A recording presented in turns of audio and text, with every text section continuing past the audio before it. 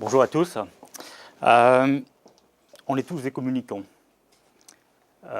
Nous racontons des histoires autour de belles marques, de beaux produits, avec l'idée de séduire nos consommateurs, de leur donner envie d'acheter nos produits.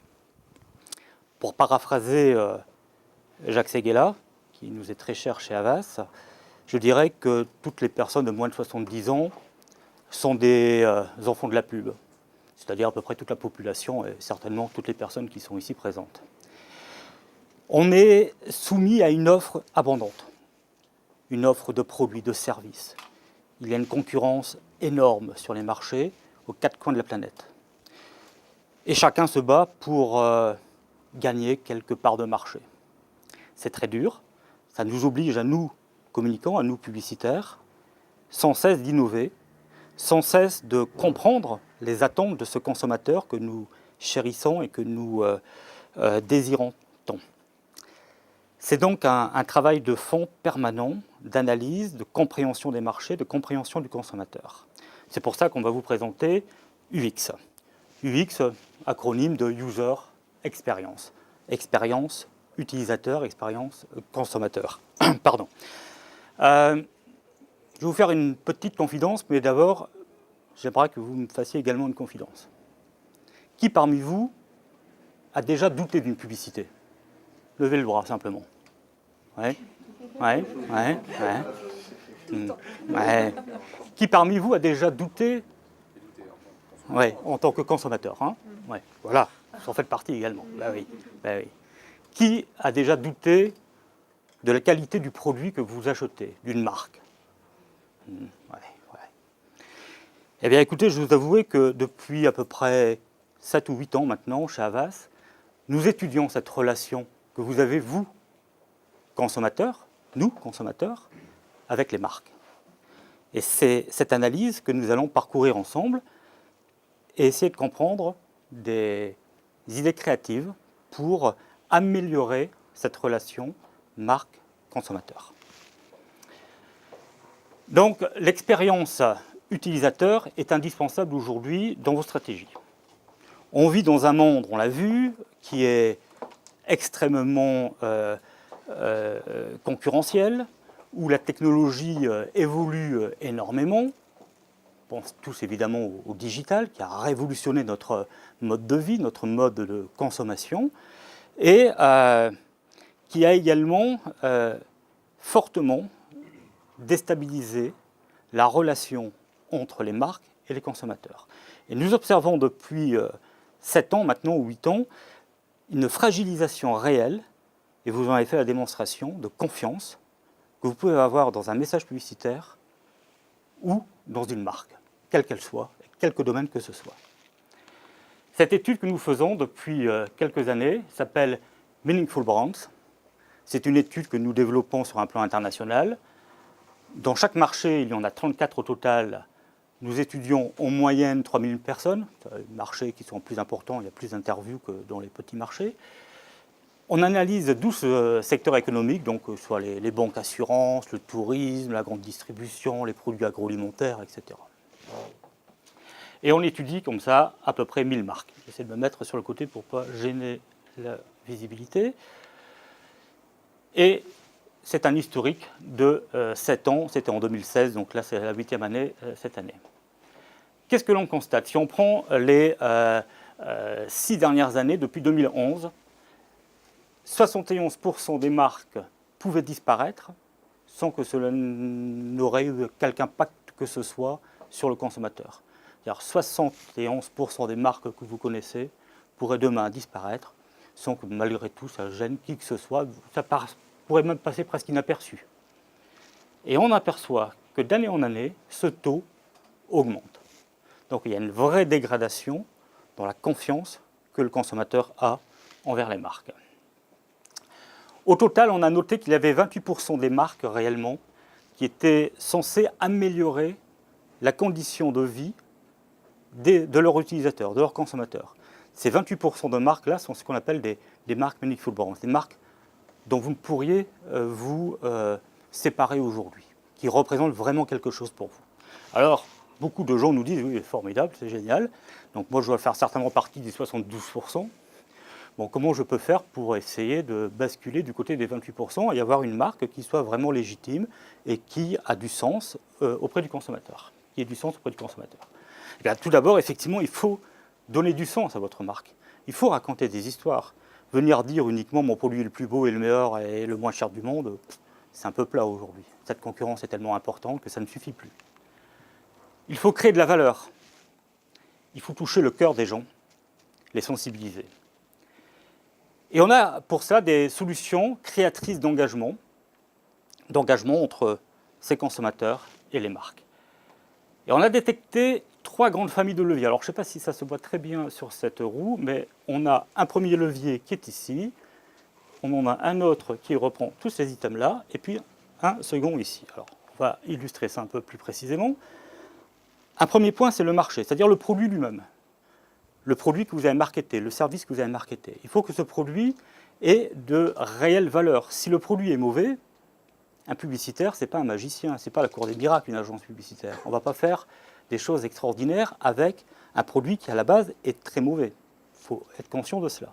On a un coefficient des multiplicateurs. Deuxième catégorie, bien-être personnel. Il faut que votre produit, que votre message, exprime clairement au consommateur qu'il a la capacité d'améliorer son quotidien. Et on parcourra tout ça ensemble dans quelques instants. Et puis, il faut que ce produit, ce service, ne soit pas en contradiction avec le bien-être collectif. Et là, c'est un phénomène qui est de plus en plus marquant d'année en année. C'est-à-dire que vous voulez bien acquérir un produit qui vous rendra des services, des satisfactions, du bonheur, de la fierté, tout ce que vous voulez, mais vous ne voulez pas que ce soit au détriment des autres. C'est-à-dire en polluant la planète, en faisant travailler des enfants au fin fond de l'Asie ou que sais-je encore. Donc vous ne voulez plus de produits, même qu'ils soient bien pour vous, qu'ils soient au détriment d'autrui. En gros, voilà, 41% dépendra de la dimension marché du produit. Donc si vous avez un produit qui est innovant, un produit qui est pratique, qui tient ses promesses, évidemment. Si, je crois qu'il y a beaucoup de gens de l'IRT ici, si on fait des promesses sur la destination et que les gens qui arrivent ici constatent que ces promesses ne peuvent pas être tenues, évidemment, ça va créer un buzz négatif et ce sera à notre détriment. C'est pas bon. Et c'est ainsi pour tout type de produits. Il faut également que votre bonheur personnel soit mis en avant. C'est-à-dire que vous devez être fier du produit que vous achetez. Un sentiment, effectivement, d'avoir fait une acquisition, d'avoir fait le bon choix, etc. Que ça vous rende plus heureux, que ça vous rende la vie plus facile éventuellement, et de la sérénité. C'est-à-dire que si vous achetez ce produit, vous devez être certain, pour une voiture par exemple, qu'effectivement elle tiendra ses engagements, ses promesses. Elle s'allumera tous les matins lorsque vous mettrez la clé de contact. Ça paraît un b.a.-ba, mais voilà, c'est une réalité. Et bien-être collectif, vous l'avez disait, voilà, éco-responsable, éthique, tout ça, ce sont le développement durable, ce sont des notions de plus en plus importantes aux yeux des consommateurs. En gros, si votre produit, si votre communication fait sens pour la population, eh bien, vous aurez des performances qui vont vous engager sur du business, sur des gains de part de marché, tous les KPIs marketing que vous aurez pu mettre, de notoriété, trafic point de vente et que sais-je encore, vont effectivement suivre. Et on voit que les entreprises, les grandes marques qui suivent ces process ont une cotation boursière qui est nettement supérieure à toutes les autres marques. Donc on est vraiment là sur de la valorisation pour la marque et pour l'entreprise. Alors tout ça, ça peut paraître un peu abstrait, on va rentrer dans des cas concrets qui vont illustrer un peu le propos. L'un des premiers cas, c'est Fleury Michon. Tout le monde doit connaître, je crois, cette marque. Ce sont des gens qui sont dans la transformation alimentaire, notamment en charcuterie, mais également dans le surimi. Vous savez, ces petits bâtonnets de crabes. Enfin, il y a plus de fécule de pommes de terre et que sais-je que de crabes, mais personne ne va mourir en mangeant ça. Ça, c'est un produit qui est sain. Pas de grande qualité, mais il est sain. Simplement, je ne sais pas si vous vous rappelez, il y a 3 ans maintenant, je crois, à peu près, Il y a eu ce que l'on a appelé en métropole la crise du cheval, hein, où des industriels très bien intentionnés avaient mis de la viande de cheval dans les lasagnes en lieu et place de bœuf. Bon, personne n'est mort de ça non plus, évidemment, mais tout le monde s'est senti trompé. Et ça a créé effectivement une suspicion sur l'ensemble des transformateurs, dont Fleury-Michon. Leur vente s'est écroulée totalement, personne ne voulait acheter ça, comme d'autres produits d'ailleurs transformés. Alors Fleury-Michon a eu l'idée avec son agence, qui n'était pas pour le coup une agence Havas, on n'a pas voulu mettre la lumière que sur nous, c'était DDB de mémoire, de créer un dispositif qu'on va voir ensemble à travers une petite vidéo. L'idée créative, en fait, elle nous est venue lors d'une réunion avec le client, qui nous disait « j'en ai marre, dans les dîners en ville, quand je dis que je fais du surimi, on a envie de me jeter des cailloux, c'est pas possible. » C'est un produit très transformé, très bizarre. On est sur un marché de l'agroalimentaire qui est fortement décrié. Il y a eu la crise du cheval, il y a eu un certain nombre de crises qui sont passées par là. Fleury-Michon se fait largement dépasser par Coraya en termes de notoriété, qui est son leader principal. Donc le marché est en déclin, avec un concurrent qui est très fort, dans un contexte dégradé. Alors l'objectif, c'était de redorer quelque part l'image de cette catégorie de produits, et en particulier pour le surimi Fleury-Michon, parce que avec ce produit, on est un peu dans l'archétype du produit industriel. Donc un des enjeux, c'était de raconter la façon dont il était fait, et effectivement de pousser Fleury-Michon dans sa singularité, dans la façon de raconter son histoire. La stratégie a consisté à dire la vérité du surimi, en fait. My name is Nick. I'm Rob. And I'm Glenn. We've been fishing pollock in Alaska for 10 years to make Fleury-Michon surimi. Et plus qu'à la dire, à faire en sorte qu'on puisse venir la vérifier, de l'amont jusqu'à l'aval, c'est-à-dire de la ressource halieutique, de la pêche en Alaska, jusqu'à la transformation dans les cuisines de Pouzauges avec la cuisson vapeur. La campagne a démarré en télévision, en cinéma, avec également une annonce presse. Et ce qu'on a cherché aussi, au-delà de la campagne en tant que telle, c'est de monter un véritable écosystème autour de cette campagne. Parce que bien entendu, on ne pouvait pas emmener 60 millions de Français en Alaska.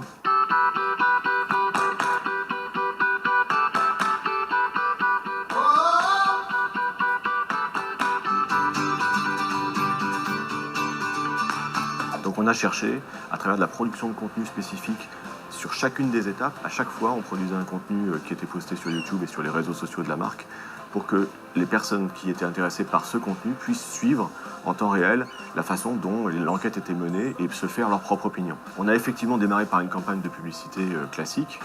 We've been fishing pollock in Alaska for 10 years to make Fleury-Michon surimi. So if you tell me there's no fish in our surimi, I'll bring you out to sea so you can check for yourself. Venez vérifier sur fleurymichon.fr. Alors les résultats sont vraiment spectaculaires puisque dès le premier mois de la campagne, on fait 25% de croissance, ce qui dure aussi le deuxième mois, et sur l'ensemble de l'année, on fait 12% de croissance.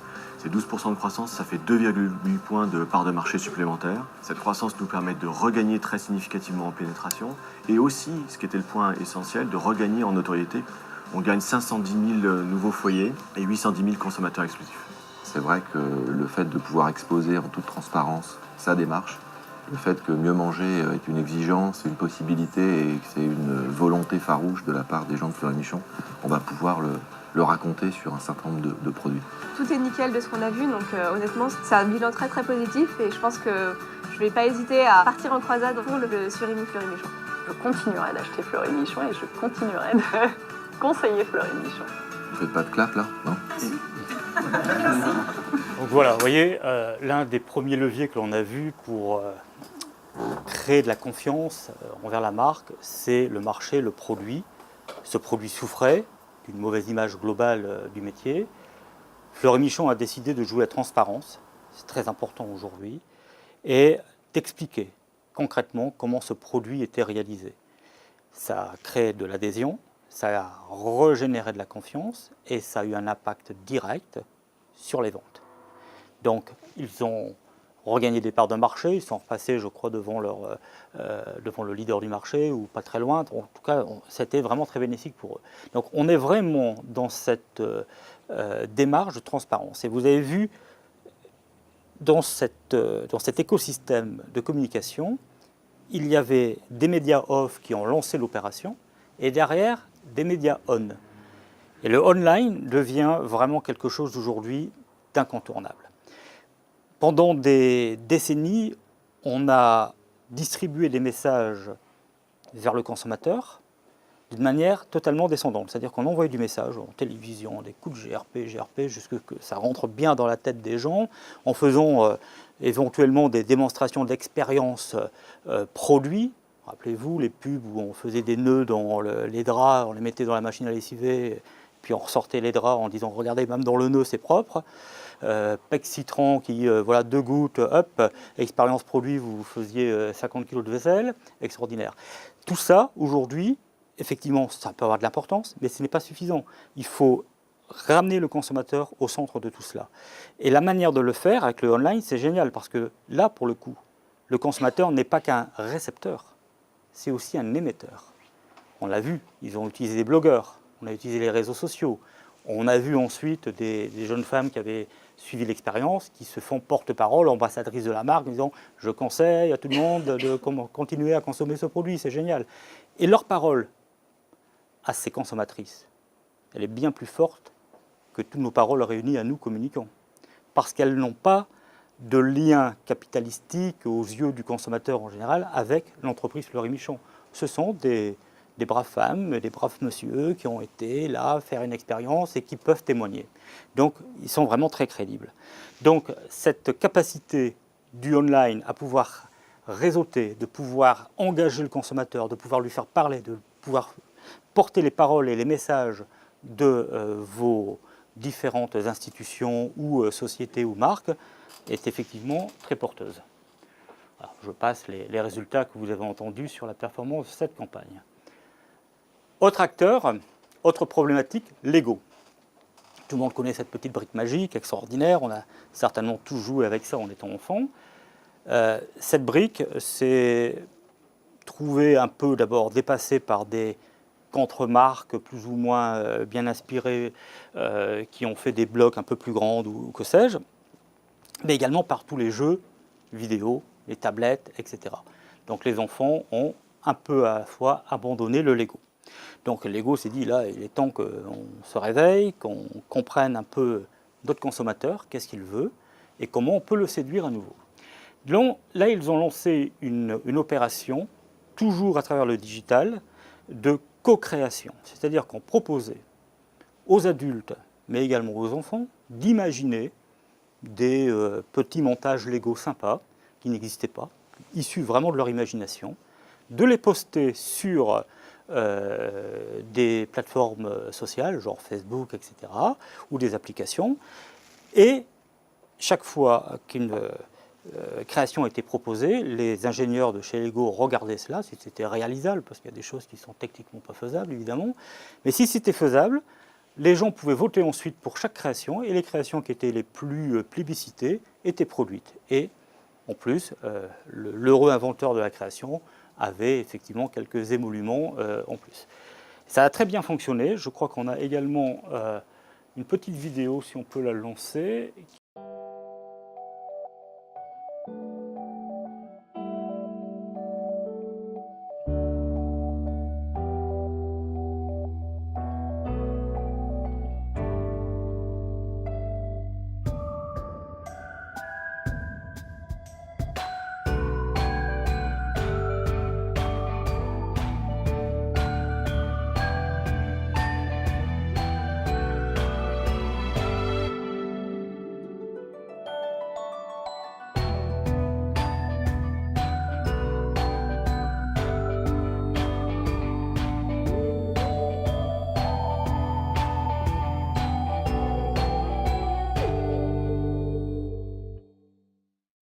Voilà, donc vous avez très bien compris, je pense, l'idée. Ça a généré effectivement des croissances de vente, des croissances de parts de marché inévitablement. Ils sont repassés numéro 1 sur leur segment. Il faut dire qu'ils ont également développé des licences, c'était à l'époque, je crois, avec Star Wars, qui ont extrêmement bien marché. Voilà, au total, 19% de chiffre d'affaires supplémentaire. Non seulement ils ont vendu plus en volume, mais ils ont pu augmenter le prix des briques et des boîtes. Donc un gain réel en termes de productivité pour Lego dans cette opération. Là, vraiment, l'idée, c'était la co-création et la participation active donc, du consommateur à la conception de petits jeux. Autre solution, Tex. Je sais pas, vous connaissez cette marque Tex un peu, une marque textile de Carrefour. Les gens de Carrefour sont venus nous voir un jour en disant c'est incroyable, on se casse vraiment la tête pour essayer de trouver des petits modèles de vêtements sympas, pas trop chers, dans des coloris, avec des designers qui nous font ça, etc. Et c'est difficile à vendre pour un problème purement pratique. C'est que souvent, et vous connaissez bien le phénomène, vous, les femmes, vous allez au supermarché, vous avez les enfants avec vous, le chariot, vous n'avez pas forcément envie de rentrer dans une cabine d'essayage qui, en plus, chez Carrefour, ne sont pas extraordinaires, pour essayer un petit chemisier, un petit t-shirt, ce n'est pas très pratique à mettre en place. Donc, on a réfléchi avec Tex sur une solution qu'on va vous présenter maintenant. On peut lancer une petite vidéo également pour que les femmes puissent plus facilement essayer les vêtements de la ligne. Avec ses lignes fashion et ses collections capsules, Carrefour Tex séduit chaque année de nouvelles clientes, mais reste confronté à un obstacle de taille. Entre caddie plein de courses, sacs à main et enfants à tenir, la plupart des femmes renoncent au moment de rentrer dans la cabine d'essayage. Alors comment essayer sans avoir à essayer? Carrefour a bien compris ce que vivent les femmes en proposant une application innovante pour faciliter l'accès à la mode et l'essayage en particulier. En collaborant avec la start-up Fittle, nous avons pu proposer une première mondiale et une exclusivité en GSA. Créé en 3 photos smartphones seulement, son avatar virtuel aux mensurations exactes qui permettent d'essayer sur le site Tex de Carrefour la nouvelle collection avec un réalisme sans égal sur les matières et les tombées. Plus besoin de passer en cabine pour essayer des vêtements. Trouvez le modèle à votre goût qui correspond à votre silhouette et à votre taille. En seulement 2 semaines de recrutement, 7000 avatars ont été créés et plus de 45 000 vêtements essayés. L'équivalent de 4 ans et 3 mois d'essayage pour un hypermarché. Mais en plus, avec 6 vêtements essayés par avatar, cette nouvelle expérience a favorisé une découverte bien plus large de la collection. Dernier critère, et le plus important, des intentions d'achat multipliées par 7 par rapport à une exposition aux autres outils de communication de la collection. Une innovation déjà pérennisée pour les collections Tex 2016. Voilà, donc là c'est vraiment dans l'idée d'apporter du serviciel supplémentaire à la cliente, lui faciliter l'essayage et la découverte de cette gamme textile de Carrefour. Donc vous voyez, encore à nouveau, on recherche, on essaie de comprendre où est la difficulté dans le parcours consommateur. Que recherche la consommatrice exactement? Là, c'était plus de facilité pour l'essayage. Et cette solution a très bien fonctionné. Et on la poursuit encore cette année, en 2017, également avec Carrefour. Voilà, je passe les résultats que vous avez entendus. Donc, une belle progression des ventes. Alors, après, on a un autre cas, Velleda. Velleda, qui est une superbe marque. C'est une marque faite par un laboratoire pharmaceutique suisse.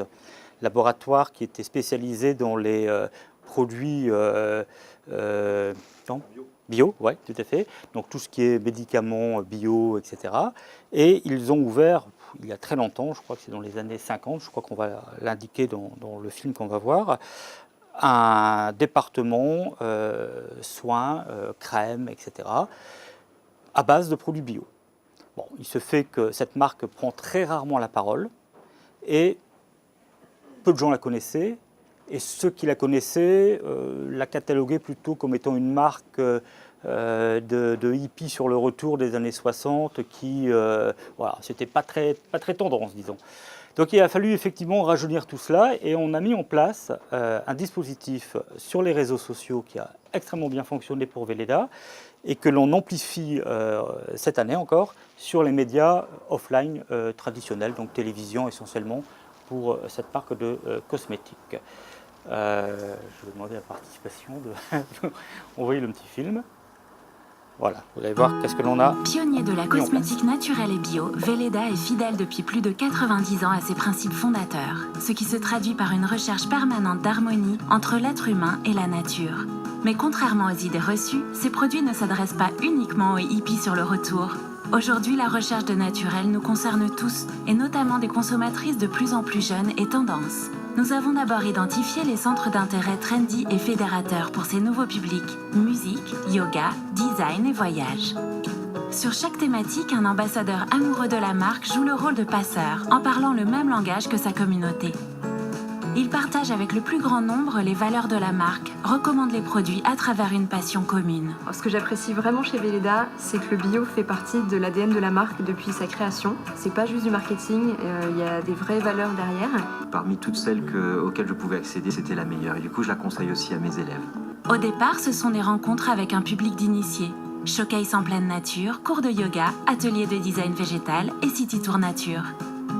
Ces rencontres insolites ont donné lieu à une production de contenus qui n'ont pas tardé à se propager. D'abord sur les réseaux sociaux, puis sur de grands carrefours d'audience comme Au Féminin, avec chaque semaine un nouvel épisode du web documentaire Dans le secret des jardins Velleda, mettant en scène Mika de Brito, Marianne Guedin, Joyce Jonathan et Juliette, montrant la richesse et la diversité d'un style de vie au naturel.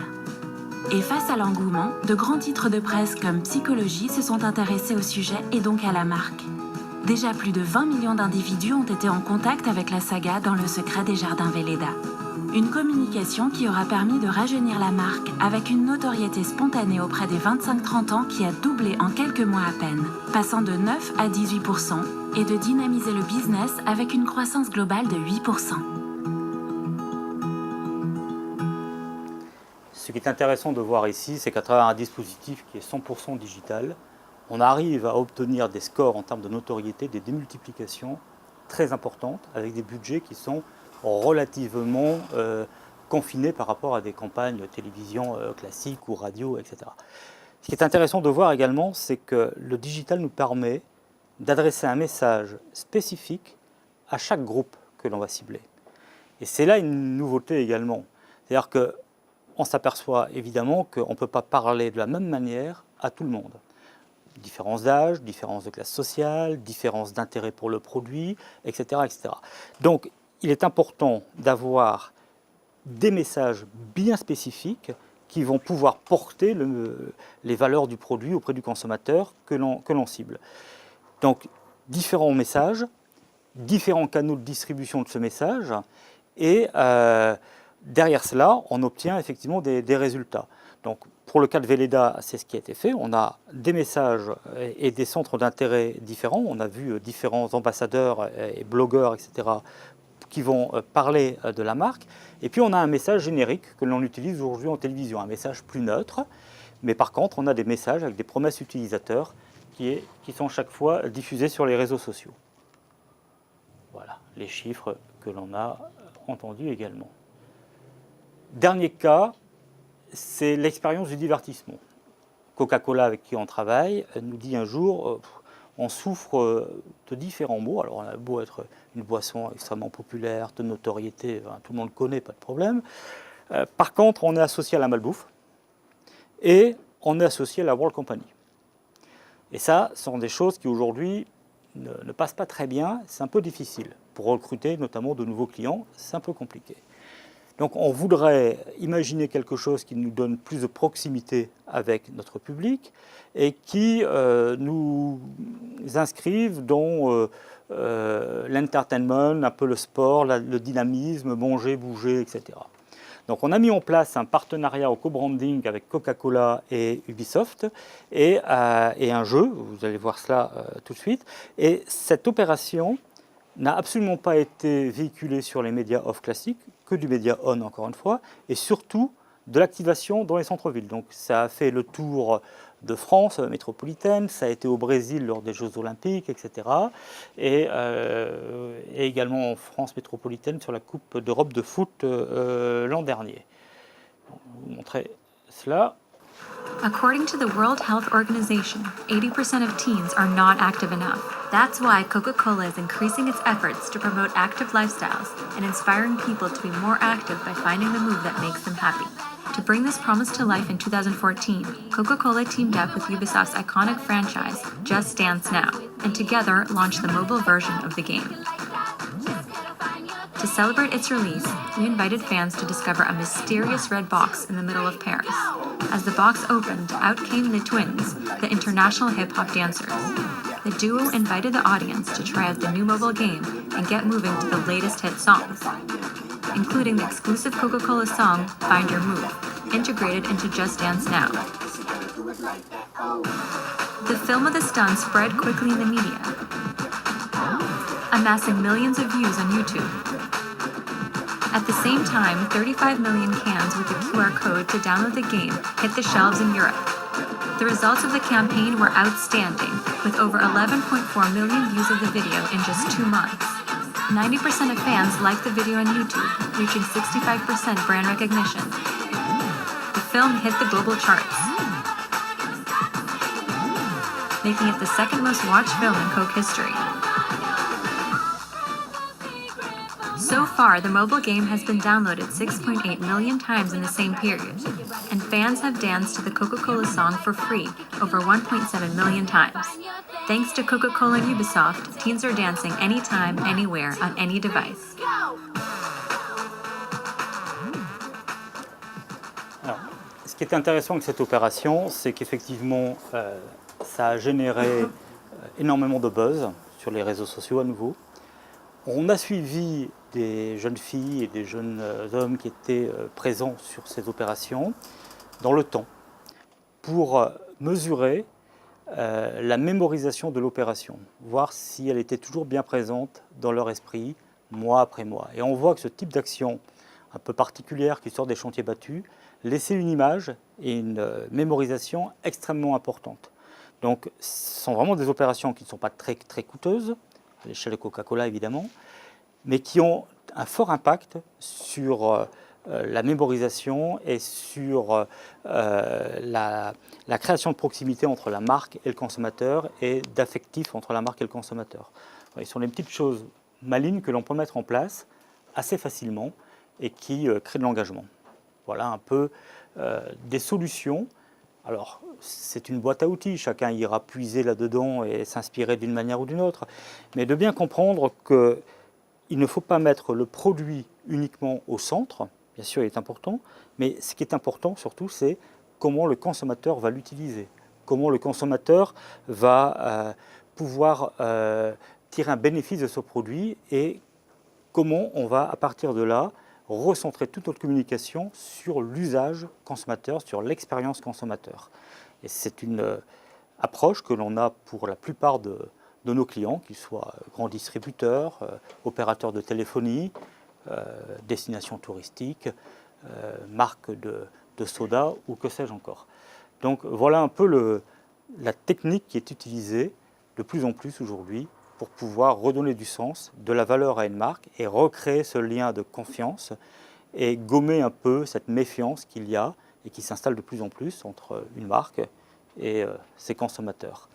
Donc c'est à la fois des messages qui sont dédiés avec différents messages selon les cibles et des stratégies médias, des créativités médias qui vont faire sortir du cadre classique où on va effectivement quelques campagnes d'affichage plus un peu de radio, de télévision. Voilà. Il faut essayer d'avoir une vision beaucoup plus globale et surtout d'impliquer ce consommateur. Voilà un peu le message que l'on voulait vous faire passer dans cette présentation. Voilà, donc repos carré, repos 4 lettres qui veut dire Research Online, Purchase Offline. Et inversement, ça peut être Research Offline, Purchase Online. C'est une étude que nous menons chez Havas avec notre institut CSA sur tout le marché français, à travers 7000 panélistes qui sont interrogés. L'étude a été faite de octobre à décembre dernier sur des personnes qui ont fait des visites et achats durant les 3 derniers mois, donc en gros entre septembre et décembre. 55 enseignes non alimentaires et 11 e-commerçants ont été étudiés dans 9 secteurs d'activité économique différents. Voilà ce que l'on peut donner comme enseignement. Sur 100 visiteurs d'une enseigne, 22 visitent uniquement le site de l'enseigne. 29 visiteurs vont visiter le site et puis le magasin. 17 vont visiter le magasin puis le site, on faire la démarche inverse. Et 32, hop, je me mets de l'autre côté pour que vous puissiez voir, visitent uniquement le point de vente. Donc vous voyez que le point de vente physique reste encore très important dans le parcours consommateur. Si on regarde ce même tableau avec les visites de site, 68% visitent le site. Donc c'est quand même très important également. Mais 78% visitent le magasin. Donc le point de vente reste un élément moteur dans le parcours du consommateur. Et 46% vont à la fois être en visite site et en visite point de vente physique. Sur 100 visiteurs d'une enseigne, 51 personnes commencent la visite en ligne. Et là, on voit qu'année après année, ça progresse. C'est-à-dire que les gens, avant de se déplacer, se renseignent quand même, ne fût-ce que de savoir les heures d'ouverture. 49% commencent par contre leur parcours consommateur au travers d'une visite dans le point de vente. Évidemment, tout cela, c'est général. Lorsqu'on regarde certains secteurs d'activité, on voit que le point de vente est un peu plus faible, voire beaucoup plus faible. L'habillement, par exemple. Bah oui, vous aimez bien encore pouvoir toucher les matières, essayer le vêtement, la taille, les coloris, etc. Par contre, la téléphonie, vous voyez, 7%. Les gens n'ont pas envie d'aller faire la queue chez Orange et SFR pour leur abonnement, changer leur abonnement. C'est très facile de le faire en ligne aujourd'hui. Donc, selon effectivement le secteur d'activité, l'impact du point de vente est effectivement extrêmement variable. Et on voit évidemment que cela change d'année en année. On voyait les variations, plus 4 points, plus 8 points, moins 6 points, etc.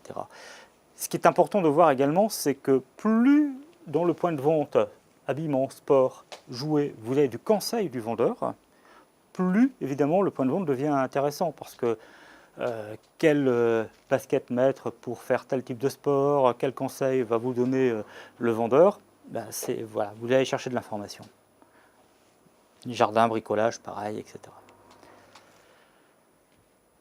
Au détriment du web only, bien oui, évidemment, la téléphonie, c'est uniquement web. C'est là que les ventes se font aujourd'hui et que l'acte d'achat se concrétise de plus en plus.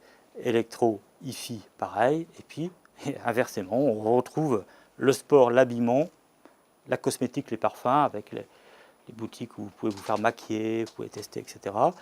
Et bien voilà, eux, évidemment, les sites web sont nettement moins performants.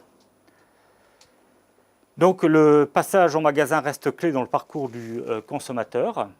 23 achètent en ligne, quand 77% achètent encore uniquement en magasin, tout secteur économique confondu. Vous voyez que le point de vente reste quand même quelque chose de, encore une fois, extrêmement puissant. Sur 100 acheteurs d'une enseigne, alors 11% achètent uniquement sur le site de l'enseigne, donc sur une enseigne précise, et 89% achètent dans le magasin. Donc le taux de conversion, c'est ce qui est intéressant de voir également, c'est que si 22% visitent uniquement le site, 29 visitent le site puis le magasin, 17 inversement visitent le magasin puis le site, 32% visitent uniquement le magasin, on voit que 48% achètent, donc au total. Donc sur 100 personnes, 48% vont acheter. Et on voit qu'effectivement, il y a 3 ventes sur le site, ça représente 14%, 59% lorsqu'on a un parcours en ligne puis en magasin, 67% lorsqu'on a un parcours en magasin puis sur le site, et 50% lorsqu'on visite uniquement le magasin. Ça vous donne un peu l'impact que peut avoir la combinaison site-point de vente physique sur l'acte d'achat décisif. On voit qu'effectivement, ce qui score le mieux, c'est la visite qui a commencé en magasin et puis qui se termine sur le site. Donc les gens ont pu avoir l'expérience, le conseil du vendeur, et puis tranquillement chez eux, ils peuvent commander en ligne. Alors je sais qu'à La Réunion, il n'y a pas encore beaucoup de click and collect ou de drive store, etc. Ça va certainement émerger sans trop tarder. Mais vous voyez que cette formule fonctionne très bien. Voilà. Bon, ça c'est une petite chose qu'on a reprise un peu ici, mais on a pu voir que l'équipement des Réunionnais, c'est là-dessus que je terminerai en disant, vous voyez, rendez-vous compte quand même, on a beaucoup de voitures, c'est embouteillé de partout, mais il n'y a que 70% des Réunionnais qui ont une voiture. Par contre, 90% ont un téléphone portable, contre 85% en métropole.